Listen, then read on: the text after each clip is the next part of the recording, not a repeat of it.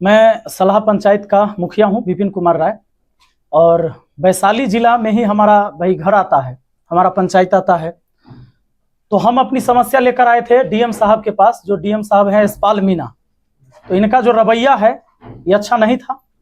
और जब हम अपनी समस्या लेकर आए थे एक पंचायत का, चूंकि पंचायत सरकार भवन बनना था, वहां पर अतिक्रमण किए हुए कुछ लोग हैं जमीन को, जिसको सीओ के द्वारा और बीडीओ के द्वारा और एसडीओ के द्वारा खाली भी करवाया गया।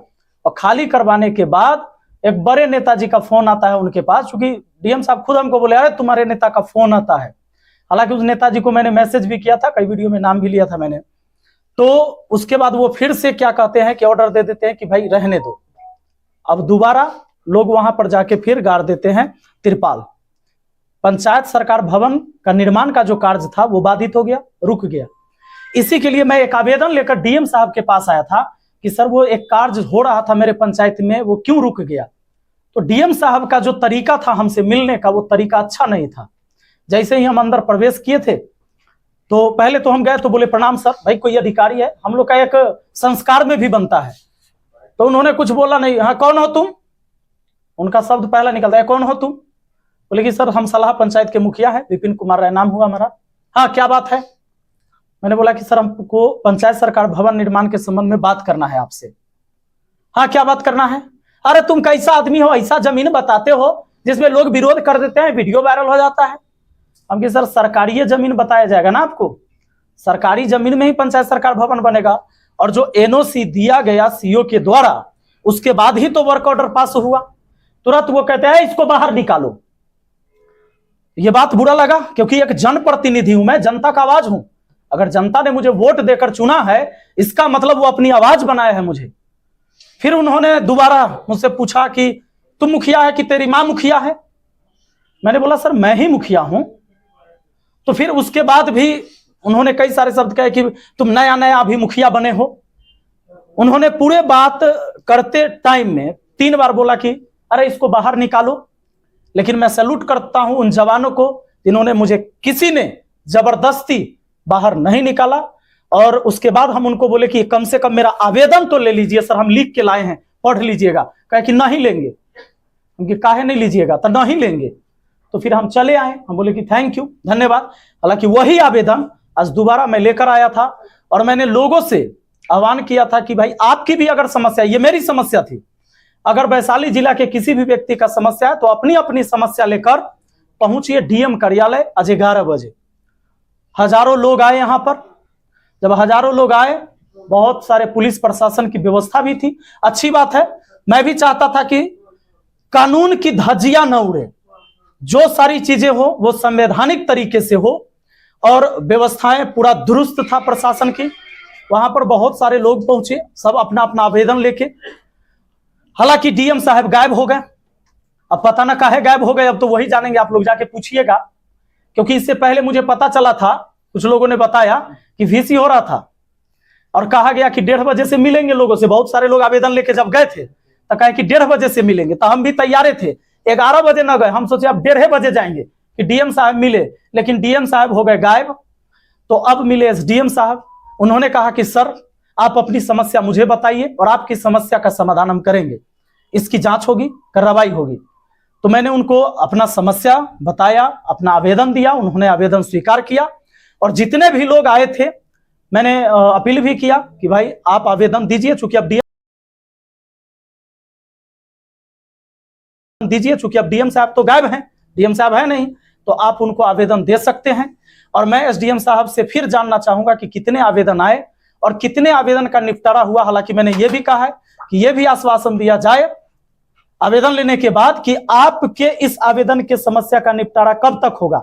चाहे कोई भी व्यक्ति, या तो वो राशन कार्ड बनवाता है, तो राशन कार्ड जब बनवाने जाएगा तो आप अप्लाई करिएगा, तो ब्लॉक की स्थिति यह है कि पहले रिजेक्ट हो जाएगा फॉर्म। आप फॉर्म भरते रहिएगा, ऑनलाइन करते रहिएगा, वो रिजेक्ट होते रहेगा। लेकिन जैसे ही किसी दलाल को पकड़िएगा, 5,000 रुपया दीजिएगा, फॉर्म एक्सेप्ट हो जाता है। तो इसकी जांच होनी चाहिए। पूरे वैशाली जिला में एक सलाह पंचायत है जहां 5 केजी के 5 केजी राशन प्रति व्यक्ति मिलता है, बाकी जिला में क्यों नहीं मिलता है, यह सवाल बनता है। और आप सबको पता है, मीडिया बंधु है, आप पता लगाइए, जब डीलर के यहां राशन बटाता है तो आप लोग को जाना चाहिए। इसके बाद यही सारे सवाल हम उठा रहे थे, लेकिन हमारे ऊपर नोटिस निकाल दिया गया। ये जो चीजें मैं बोल रहा हूं कि जातीय, आवासीय, राशन कार्ड, शौचालय, आवास, इनमें घूस लिया जाता है। पूरे जिला क्या पूरे बिहार की स्थिति है ये।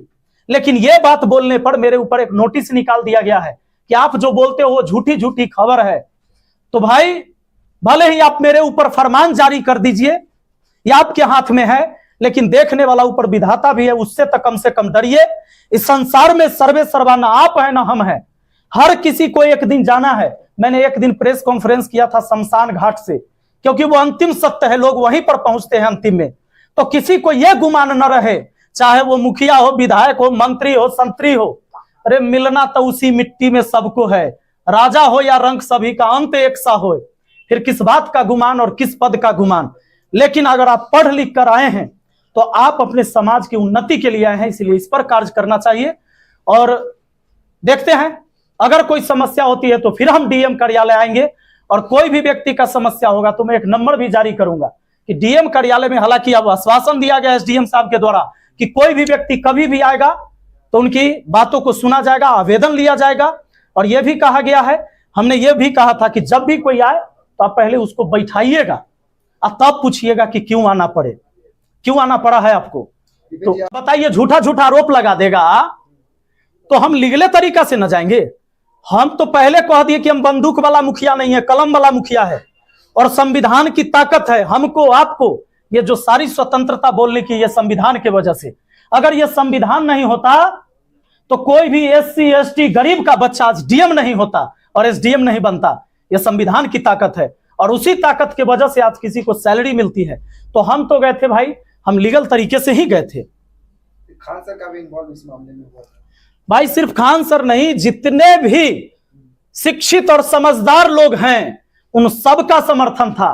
जो भी समझदार लोग हो, वो पढ़े लिखे हैं या नहीं है, उन्होंने एक अक्षर पढ़ाई नहीं किया हो, उन लोगों का भी समर्थन था। वो भी वहां पर आए थे अपना आवेदन लेके, और ये दिखाने की अगर आप एक आवेदन नहीं एक्सेप्ट करेंगे तो समस्या देख लीजिए। और मैं डीएम साहब को फिर से कहना चाहूंगा कि एक दिन की इतनी समस्या है, अब जरा सोचिए कि अगर इतनी समस्या कि आप डेली निपटारा करेंगे तभी वैशाली जिला का विकास होगा। आप कहते हैं कि हम इंदौर बना देंगे हाजीपुर को। कुछ दिन पहले आपने डस्टबिन वाला सिस्टम लाया था।